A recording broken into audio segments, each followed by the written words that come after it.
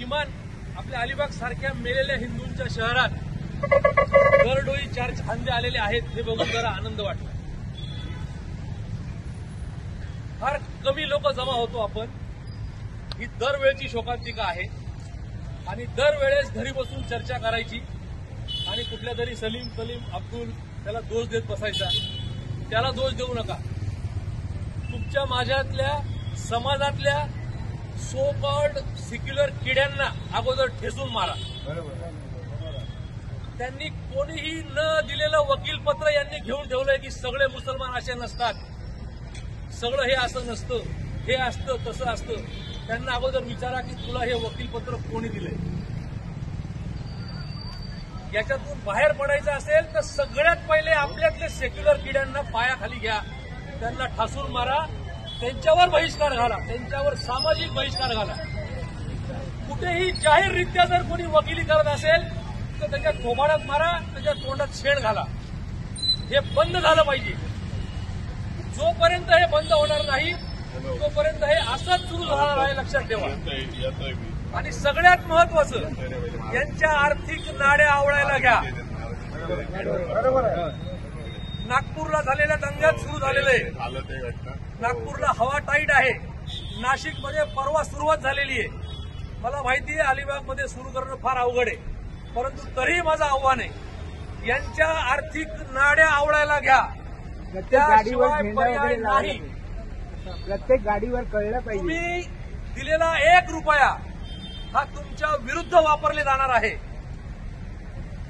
लक्षात घ्या। तिथं कोणालाही हे नव्हतं विचारलं की तू आगरी आहेस का, कोळी आहेस का, माळी आहेस।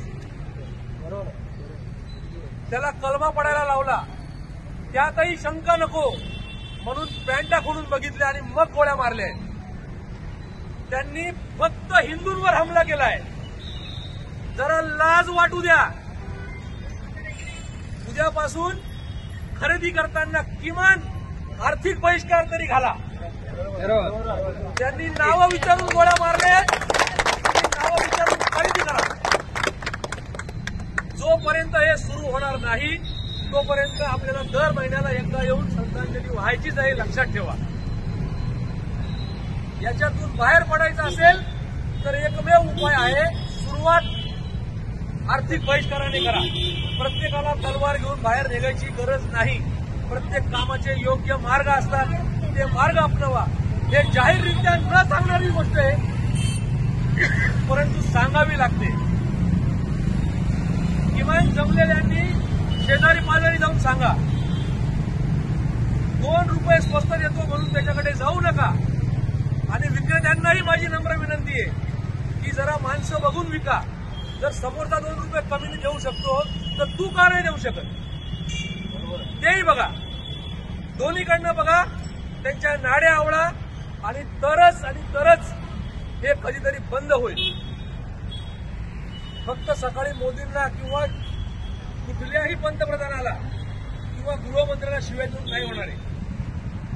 हे धर्मयुद्ध आहे आणि धर्मयुद्ध धर्मातल्या प्रत्येक माणसाला लढावं लागणार आहे, लक्षात ठेवा।